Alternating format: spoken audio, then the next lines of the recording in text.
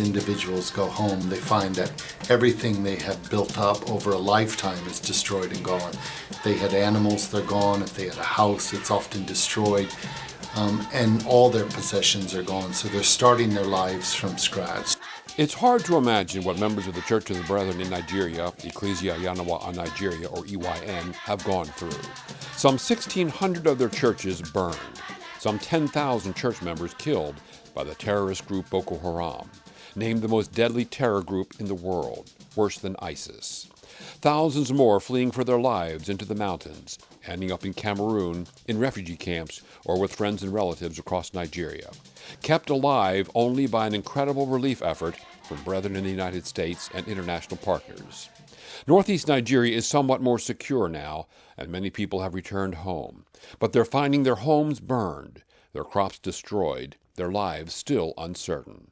And some of the villages are still unsecure because the terrorists are attacking from time to time in some of the extreme rural areas. A lot of areas are not safe, and just in the last week we've heard numerous reports of different bombings and attacks on some of the villages again. They looted everything, animals gone, houses burnt down, every valuable is taken. So shops have been vandalized, even very rich people have now become very poor. But we still come back to our homes because this is our home. The large church in Michigan was burned when Boko Haram invaded the town in September of 2014, killing 2 members of the church as they fled. It's now a pile of rubble. But with Michigan relatively secure and an estimated 60% of the people having returned, church services have resumed in a temporary worship center. The church's school is back in operation, with students meeting under trees for class. Classes have also resumed at EYN's Comprehensive Secondary School, across from the church headquarters in Quarry. And Cult Bible College is back in operation, a year after students and faculty ran into the bush for their lives and walked for days to safety, escaping Boko Haram forces who had invaded and occupied the region. 2 students were killed by Boko Haram during the invasion. Both the college and the nearby church headquarters, while ransacked, incurred only limited damage. Here, as elsewhere across EYN, the Nigerian Brethren give thanks for the response to the crisis from their partners in the U.S. and Europe, more than $2.7 million of relief aid and ministry. The people of the Church and the Brethren have given sacrificially, and the response has been way better than anybody ever thought possible. But there's still a lot of work to go. New staff housing and a hospitality center were built in Jos. A warehouse was purchased to house relief supplies. Pastors who lost their churches were supported financially. Food and necessities have been purchased and distributed to displaced people. Church funds helped finance 2 care centers, which have provided housing for families who cannot return to their homes. Another care center sponsored by EYN near Yola is under construction. All of them have or will have a church and a medical clinic as part of the complex. The care center at Gurku, administered by EYN liaison Marcus Camachi, offers a place to live for both Christians and Muslims. We have now built 62 houses, and we have 72 families now here on the camp. And we still have 56 families that are still renting houses and apartments in the host community. The care center at Masaka, built with Brethren funds, is home to another 70-some families who live in areas where it's too dangerous to return. Many Christians aside, if they come home, they will collectively come and kill some of us Christians. We don't want to go home now until we see how it is.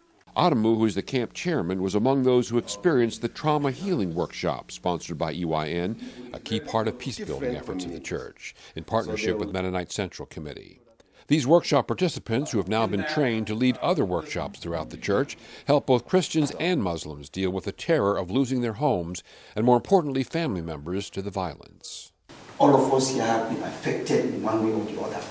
So we know what we have passed through, and it is our hope that now that we are healed, we want to go out there and help other people to be healed from their traumas. This man, a Muslim, said the 3-day workshop helped to heal his soul. A little bit of life has come to me, so it's something to me to forgive what happened past. So I'm very grateful for that. Trauma healing will likely be a major focus of EYN in Nigeria for years to come, and will include sessions for children, many of whom lost their parents at the hands of Boko Haram.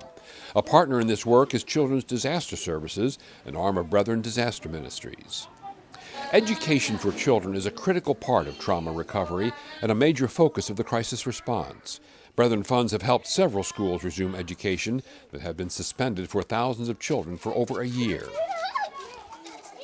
Many of them, they lost all their parents.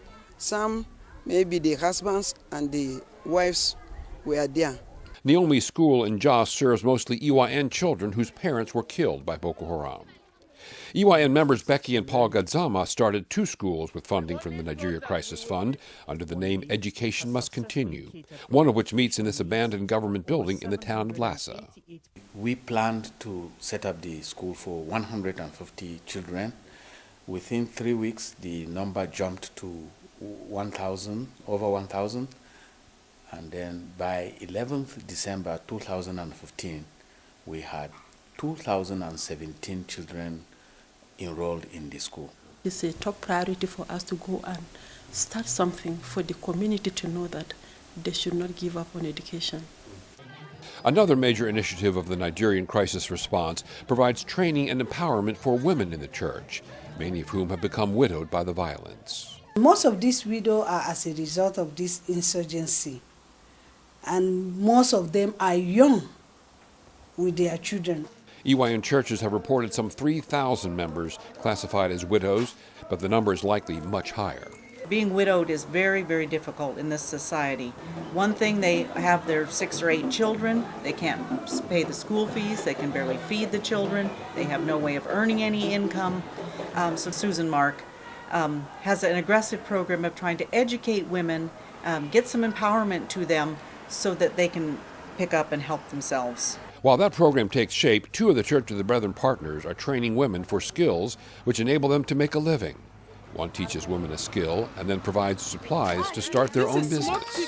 For Cecilia Andrew, it was materials to make African beans. So as she helped me from these groundnuts, I gain many things. My children are going to school, and also I give them something to wear. For Haja Ladi, it was tools needed to make soup and other food. And for this woman, a machine to grind corn. She came with her husband, but they don't have anything. So she said she was just helpless when they gave her this processing machine. A similar program run by Rebecca Dolly's nonprofit agency, the Center for Caring, Empowerment, and Peace Initiative, trains widows and orphans to use the computer or the sewing machine, or gives them the ability to make soap, something they can do once they return to their village. Some are already in their villages.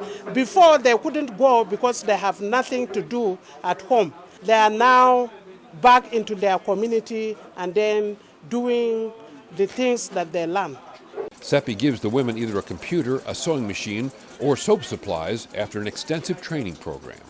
When they have these different kinds of skills, they will be able to live on their own, because we see it far better than giving them food. Food distribution has been a major part of the U.S. response to the Nigerian crisis. Nearly a fourth of all the funds spent last year went to provide food and essential supplies to over 150,000 people. Our goal this year is to begin to provide seeds and fertilizers and herbicides, because the people of the Northeast are primarily a farming people. And if we can supply them with the implements to plant this spring, I think that's one of our goals. Help them help themselves. At the Gurku Care Center, which opened last spring, church funds provided seeds and fertilizer for many of the internally displaced people, or IDPs. Many of the IDPs were able to plant, and some of them were able to harvest more than what they used to harvest in their traditional homes. Many people who have returned to their villages will need help to rebuild their homes, which is another goal for 2016. Many families are returning home, so we're changing the response to really look at how we can provide rebuilding kits, how we can really help people begin to support themselves again and feed themselves. Last year, EYN was a church on the run. People were displaced. This year, as EYN moves back, it's going to be picking up the pieces of their lives. It's moving from disaster work much more to community development.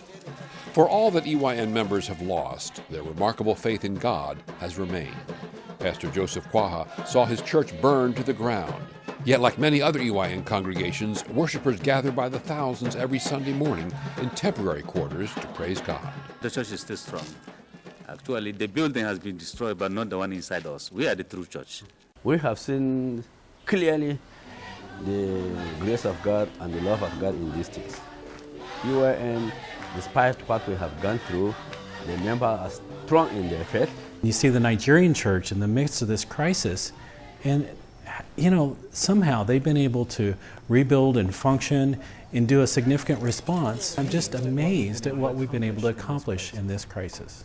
When the crisis in Nigeria became urgent, brethren in the U.S. and partner agencies walked alongside those who were suffering, who were homeless, who were dealing with many losses. Now funds are needed to help EYN members grow their own food, to help widows learn marketable skills, to reach out to children through schools and programs to help them deal with emotional trauma, support for widows and orphans, peace-building efforts, trauma healing workshops, repairing burned and damaged homes, strengthening the church. All are needed as our brothers and sisters at EYN begin the long journey home. As EYN travels back, it is a reinvigorated church. It's been inspired, it's been encouraged, it's motivated to go out and grow the church, to build bigger churches, to reach out to neighbors, to understand a more holistic gospel. They've not resorted to human instruments of war to protect themselves. They really trusted in God at this time, and that has given them new life and new celebration. You're invited to join that celebration through continued support of the Nigeria Crisis Fund. It's so important that we continue to support the Nigeria Crisis Fund because right now we're really helping people rebuild and look at how they're going to move forward with their lives. This last year has been about keeping them alive and just surviving the crisis. Now it's about finding home again and recovering from the physical trauma of losing everything and all the emotional trauma of all that's been lost. Praise the Lord.